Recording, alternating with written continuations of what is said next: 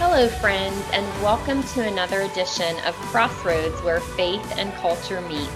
I'm Rita Peters, and I'm here once again with my co-host Mark Meckler. Mark, how you doing today? I'm doing great. It's great to be with you, and I'm really excited about today's subject because other than talking about my faith, it's probably my favorite subject. Yeah, me too. Same thing. So today is the day that we will do our annual January program about Convention of States. And if you've listened to the program for a while, you have heard Mark and I talk about Convention of States probably just in passing as we talk about other subjects, because both Mark and I believe that the Convention of States is the right solution, maybe the only solution to a lot of the dysfunction that we see in our government system today. And it also happens to be what Mark and I do for our day job, right? Mark is the president and co-founder of Convention of States Action, and I serve as the senior vice president for legislative affairs. So that lets you know right there that we're really passionate about this. We really believe in it. And Mark, I'm just going to sort of do this program mostly as an interview of you. And I want to start off by having you tell us a little bit about how this came to be. But I know, and some of our viewers know, that you first made your mark on the political scene in America by co-founding Tea Party Patriots. So just briefly, tell us about what led you to get involved in that, and then why you later walked away and founded Convention of States. Yeah, I think it's interesting, and I hear this from so many activists. It's really kind of a Gideon story. And what I mean by that is I never intended to be involved. I feel like I got called to the fight in 2009. There's a lot of turmoil in the country. If you're old enough, you'll remember those days. There was a big fight going on politically. Obama was running for the presidency. There had a lot of crazy stuff in the Republican Party. George Bush had said that he was abandoning free market principles to save the free market. And I just couldn't understand what kind of political rabbit hole we'd fallen down. So the Tea Party movement started. I ultimately founded one of the founders of Tea Party Patriots. And our goal was to return the power in Washington, D.C. to people who represented the people. And we elected the largest swing class in Congress since 1938. I thought everything was going to change. I expected with a mandate like that, I think there were 63 or 68 seats that changed hands between the parties. I thought everything would change, and I was sorely disappointed because nothing changed, really. The Republicans that swept to power did almost nothing. They didn't do the things they promised to do. Most of them succumbed to the swamp pretty quickly. We didn't use the term deep state back then, but we were definitely facing the deep state as well. And really by 2012, I'd become pretty disillusioned. I'd put everything I had into it, literally financially, personally, physically, emotionally, traveling all over the country, and nothing had changed. And I was ready to leave politics. That's when I met Mike Ferris, and y'all have heard us mention Mike Ferris on this program before. He was the founder of the homeschool movement in America, the founder of Patrick Henry College, a great Christian college in Purcellville, Virginia. And Mike asked me if I was satisfied with what I'd accomplished in politics, and I told him no. And he said I was addressing the wrong problem. He said that the problem was not a personnel problem, which was kind of my approach, but the problem was a structure problem. And that we had broken the structure of governance in the United States of America, especially over the last, say, 115, 120 years now. And that if we didn't fix the structure, that it didn't matter who we sent to DC. And he pointed me to Article 5, to the second clause of Article 5 that gives the states the power to call a convention. And he said, this is what we've got to do. We've got to call a convention. We've got to propose amendments, and those amendments are intended to repair the structure. And very specifically, Rita, and this is important, the jurisdictional structure. The fight is about who decides. Does Washington, D.C. decide, or do we, the people, decide? And that's the fight that you and I believe, and that Mike Ferris believed was most important. So that's how Convention of States was founded, to pursue the second clause of Article 5, the calling of a Convention of States. So that's really helpful to have that background. Would you go ahead now and just review the basic process with us? And you and I have talked before. We're both attorneys. We went all the way through law school, passed the bar, didn't really know anything about Article 5 or that there was this thing called the Convention of States. So I think it's safe to say that many people watching or listening to the program today may have never heard of this. So tell us basically how the process works. What does it take to have a convention and what happens at convention? Yeah, and I think that's important to note. If you've never heard of this, don't feel bad. I'd never heard of it. Probably if you go back 11 years, 12 years ago, I'd never heard of it either. And it's only through being exposed to it from Mike Ferris that I learned about it. So, and it's pretty simple. What the founders told us, or the framers told us in 1787, Colonel George Mason addressed the assembly 2 days before the end of convention and said that we've got a problem with the document. We gave the power to Congress to propose amendments, but we didn't give the same power to the people acting through the states. And then he asked a question: are we so naive that we believe that a federal government that becomes a tyranny would ever propose amendments to restrain its own tyranny?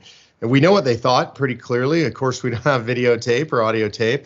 We have Madison's notes, and Madison's notes say nin com at that point. Nin com is a Latin abbreviation for no comment or no debate. So nobody argued with Mason. They debated everything, but not this. And then they voted unanimously to give the states the power to call a convention. And the structure was designed to be very similar to the power of Congress to propose amendments. So Congress, whenever 2/3 of both houses decide that they want to propose an amendment, they do that and they send it out for ratification by 3/4 of the states. So the power that they gave to the people acting through the states was very similar. Whenever 2/3 of the states decide they want to gather in convention, they can then do so to discuss amendments. And when they decide in a simple majority that they have amendments that they would like to suggest to the states, then those amendments go out to the states by ratification of 3/4 of the states. So same ratification process, 2/3 threshold for getting into convention, just like the 2/3 threshold for sending amendments out from Congress to the states. Important to note along the way, Rita, process-wise, I get this question all the time. Well, who goes to convention? How do we know who the people at convention will be? And the answer is, I love this part, it's purely Federalist. So if you're a Federalist, if you believe in this diversification of power among the states, each state will decide how they send commissioners to the convention. They'll choose as many or as few as they want by whatever process they want. That's up to the legislature. But important to note, every state gets a single vote because this is a convention of states, not a convention of delegates or a convention of the people or a convention of the population. So they'll choose their delegates, or what are actually officially called commissioners. They will commission them with written instructions, and then they will send those to a convention to have discussions about proposed amendments. Yeah, and thanks, Mark. That was a really good job of summarizing a lot of information really briefly. And I want to just mention right now, if you're listening and you want to learn more about this process, or you're interested in reading some articles about it, or even getting involved, go to conventionofstates.com. There's all the information you'll ever want there. But I think it's worth reiterating, Mark, that throughout this Article 5 convention process, when we talk about the states act through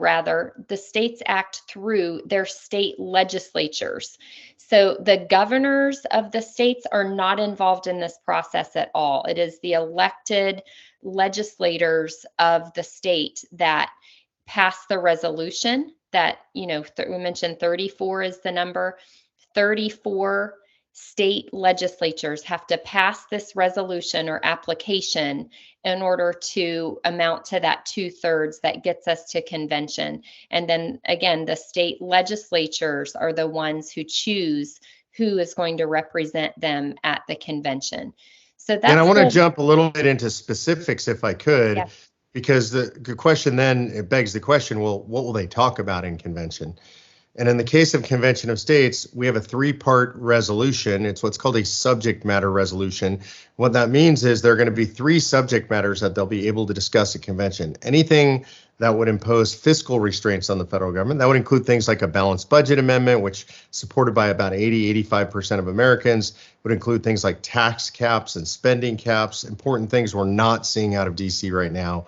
It would include a second area of discussion, which is term limits, and not just term limits for members of Congress, but term limits on what we now refer to as the deep state, staffers and bureaucrats who are really running things in Washington, D.C. Founders never intended for it to be that way. They never intended for people to be there 30 years. Term limits, again, very popular. By the way, we're hearing both of those things out of Congress. Part of the rules package that came out of the fight over the speakership was they're going to do a vote on term limits and on a balanced budget amendment. So they're required a record vote. So interesting that this is making its way into the broader American public discourse. And then finally, and I think most importantly, is anything that would impose scope or jurisdictional restraints on the federal government. And this really is about who decides. In other words, should the federal government be involved in things like education or energy or healthcare or the environment? These are things that were never intended for the federal government under the enumerated powers in the original Constitution. They've now taken control of those areas. They heavily regulate all those areas. We have a chance to say no to all of those things in a convention of states. Yeah. And, I just want to point out too, Mark, before we go any further, because some people, when they hear about this, they get confused based on, misinformation that they've heard in the past or labels that people put on this process. But this is not about rewriting the Constitution or changing what's already in the Constitution. This is about proposing amendments to the Constitution. And I'll point out our Constitution has a bunch of amendments, and every single one of them has gone through the Article 5 process of being proposed. Of course, all the amendments we have to date were proposed by Congress, but it's the same basic process of proposal and then ratification. So that is what we are seeking to do, is get the states together in this meeting that then allows them to propose amendments to restrain federal power and jurisdiction, put term limits on federal officials if they choose to do that, and then those proposals go back to the states for ratification. So this is not some crazy rewrite of the Constitution at all. You and I would not be here if that's what we were talking about.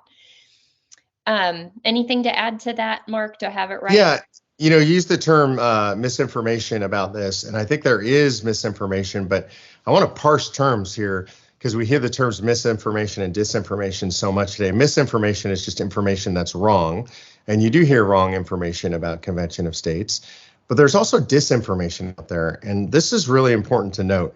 There are people out there who say this is dangerous and wild and crazy, and it's a Soros plot, it's a leftist plot. That's actually disinformation. And literally that is information spread by people, starting with the radical left, who don't want us to hold a convention of states because they're worried we're going to use the Constitution to restore the Constitution. Unfortunately, there are people on the right that have picked up this disinformation. Again, intentional, wrong information designed to keep you afraid and keep you from using the tools that the framers gave you. By the way, introduced into our society by Chief Justice Warren Burger, the guy that gave us Roe versus Wade, came up with the idea of the runaway convention and that you should be scared of it. If you want to know more about this and know about the disinformation campaign against Convention of States, you can go to conventionofstates.com. You can go to the resources tab. Importantly, look up David Horowitz and you'll find his article where he talks about how this is a propaganda campaign started by the radical left, unfortunately picked up by some people on the right, who in their case are spreading disinformation.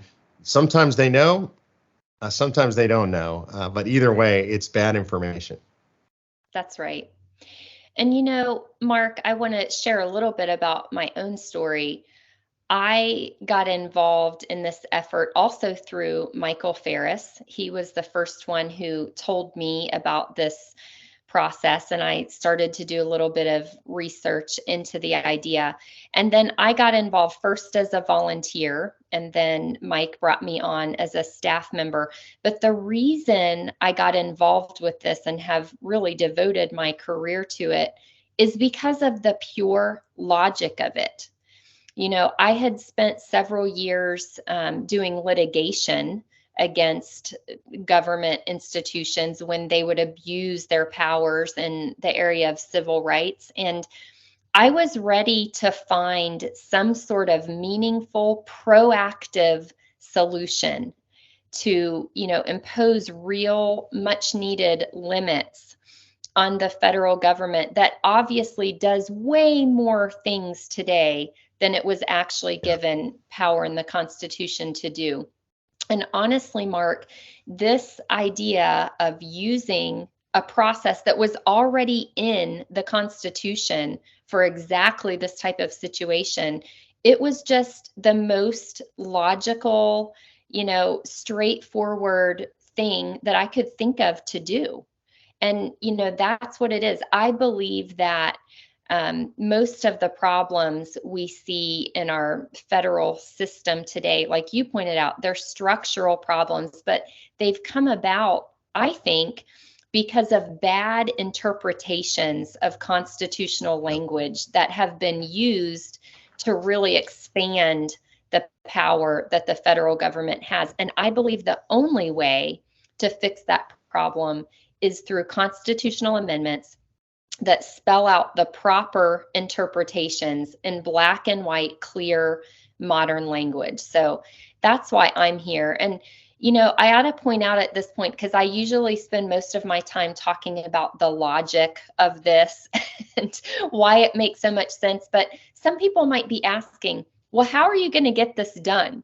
And the way we're going to get it done, Mark, is through a massive nationwide grassroots army, right? Yeah, and look, there's logic, but there's also emotion here. And this is really important to me.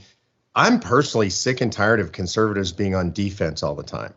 And, Yes. like the litigation you're talking about, I think it's important. I'm glad we do it. My son does the same kind of litigation you used to do. I'm really proud of him for it, but it's always defensive. In other words, federal government does something really bad, really horrible, and they're doing more and more of that every day. And then we have a defensive action against that. We litigate, we try to get the courts to overturn it. But the question is, are we going to fight on defense? Because fighting on defense is not a winning fight. It just holds ground and it keeps us from losing. And so we have to be on offense. And that, by the way, that's just by nature, that's exciting to me, right?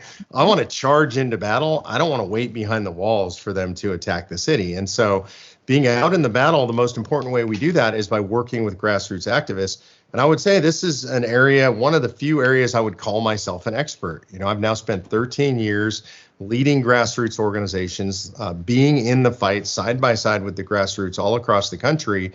And I know if you study American history, what you're going to find is that this is what's always worked. And it's literally the only thing that's ever worked. It's never been one person. If you see one person and they're making great change, what you're either going to find is a complete tyrant who's taken over your government or a grassroots army behind that one person, right? The real power is in the numbers in the grassroots. And we have millions of people involved today. We now have people in every single state legislative district in the United States of America. That's never been done before, in every congressional district in America. And it's important to note, though, they're doing convention of states, and that's our primary recruiting tool, our primary activity. They're also being trained and learning how to be involved in elections. They're running for office themselves.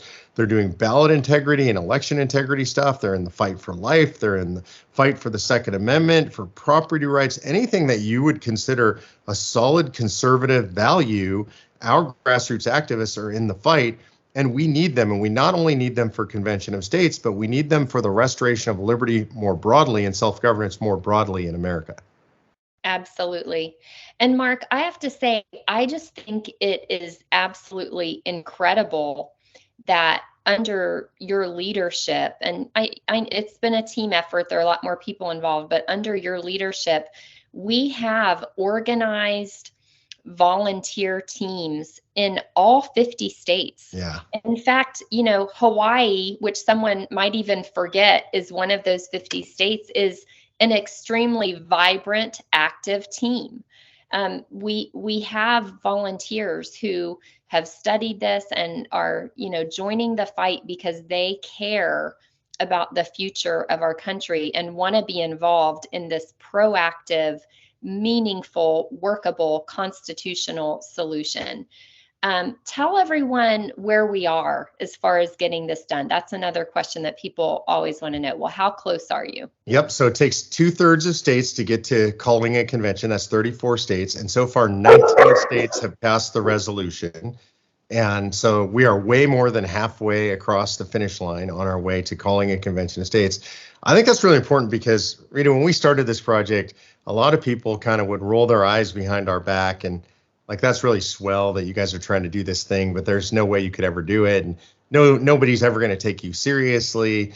Yet today, 19 states have passed this. I think there's 6 more states that have passed it in one house or another, roughly 5 or 6 states.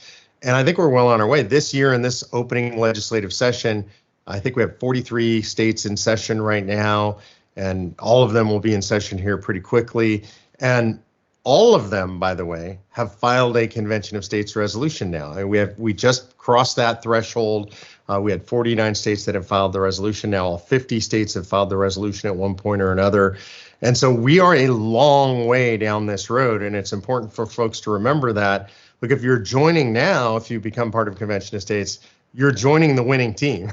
We are winning, and we are proceeding. In the beginning, you'd have to be one of the crazy people out there with me and Rita running out into the battlefield by ourselves. Today, you're joining millions of people who are having great success all across the country. Absolutely. Mark, let me ask you, and I know you're going to give an honest, candid response. Has it been harder than you thought it would be to get to 19? Way harder. I mean, I can't even describe how much harder. The first one, when we started this, I thought, 2, 3, 4 years and we'll get it done. I felt like the American public was ready. The sentiment was there. And so I thought we would get it done quickly. Now, I'll say in hindsight, I'm really glad we didn't.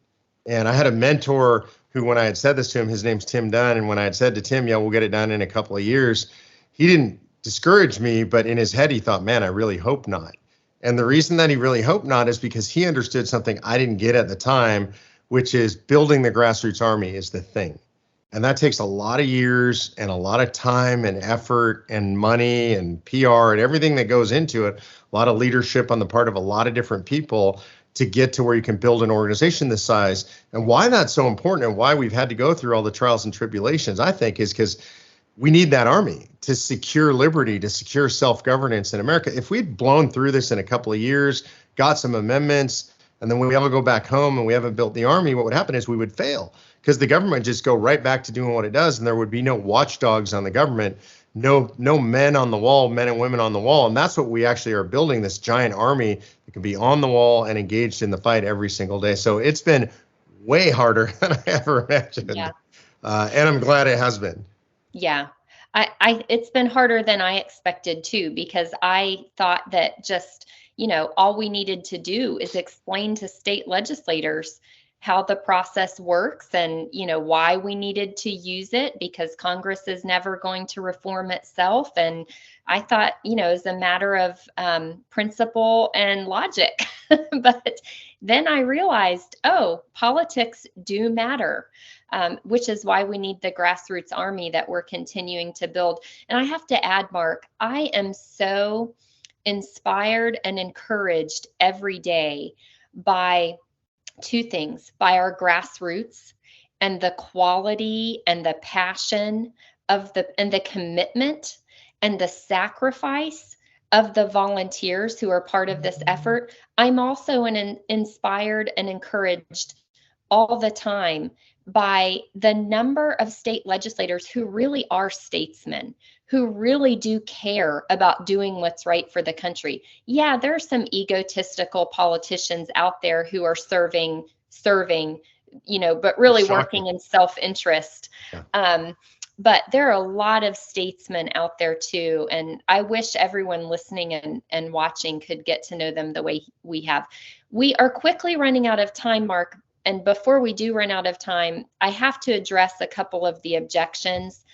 I'm going to group these into 2 categories. There's one objection that I think is a good one that really deserves a good response. And then there's a set of objections that are just based on fear, which I'm going to ask you to just deal with quickly.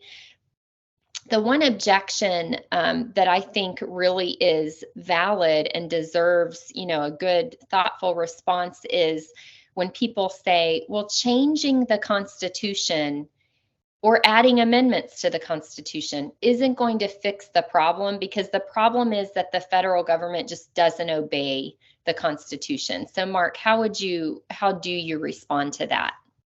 Yeah, look, that's my favorite question. I do think that's the most rational question because of how our perspective on the federal government.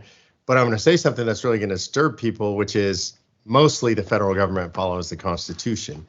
And you just have to ask yourself, what Constitution am I referring to? Most people are going to be puzzled by that.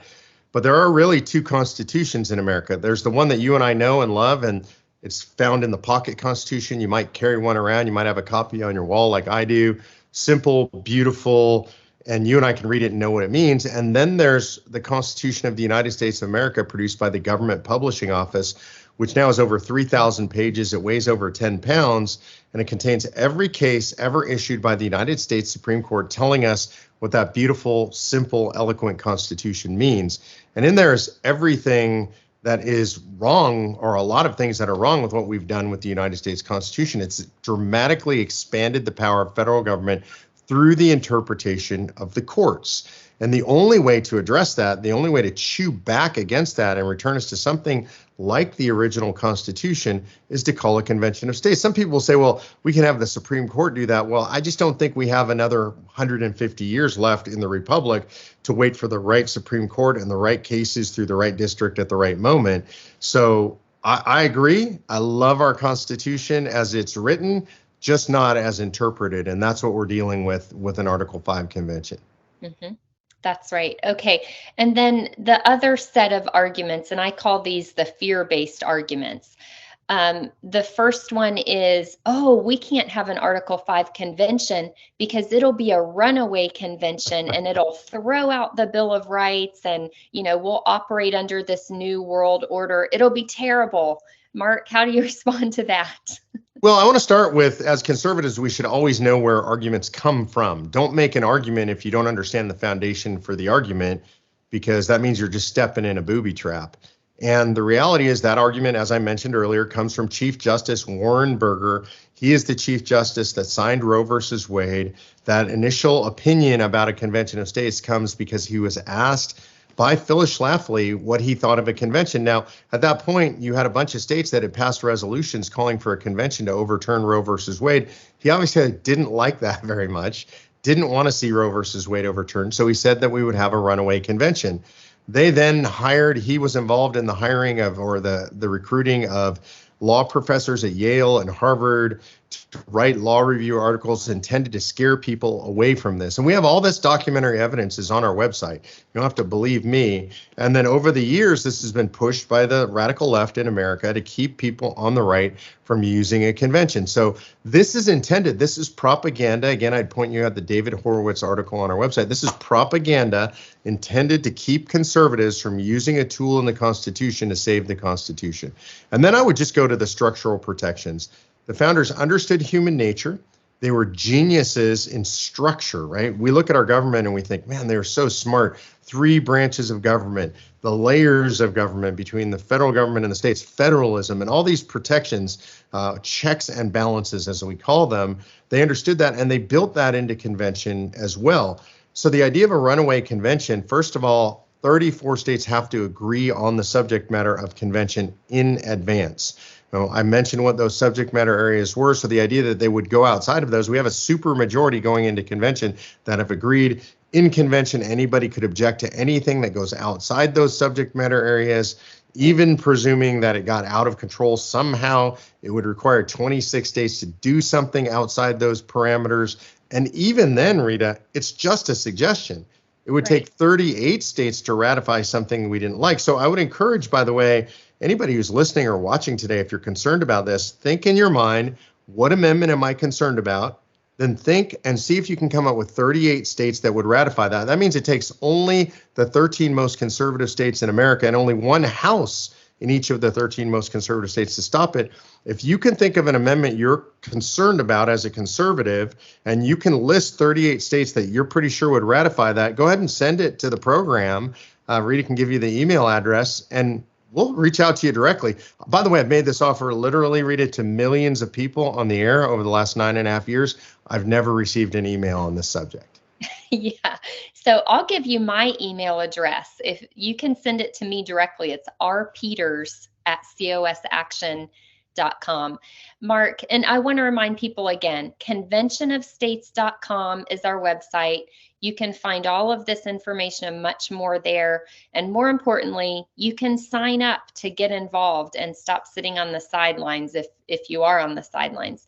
Mark, as we wrap up today, I just want you to respond to the people out there who would avoid getting involved in this effort because they're afraid. Look, this is the most important thing I could say to you. It's become probably the most important quote that I repeat pretty regularly. It comes from John Quincy Adams. Adams, of course, was a president of the United States, and then most people don't know he went and served in the House of Representatives for 17 years. His only cause in the House of Representatives was the fight for abolition at a time in American history when there was zero chance of the abolition of slavery. And during his tenure there, which was 17 years, he died on the floor of the House of Representatives, had a stroke there. He was asked by a journalist why he did it. And he was considered an annoyance by everybody in the House. He was considered an annoyance by the press. They called him the hellhound of abolition. And a member of the media said to him, Mr. Adams, you'll never accomplish abolition in your lifetime. Why are you doing this? Everybody hates you. You're just annoying. And he said, duty is ours and the results belong to God. And I try to remember that every day. And if you're afraid of this or anything else that we have to do to save the country, remember, you have a duty to save the country. And that duty requires that you overcome your own fears, that you overcome your own doubts. It requires that you take action rather than sit on the sidelines. And by the way, it doesn't matter if you're afraid, and it doesn't matter if you feel you can't succeed.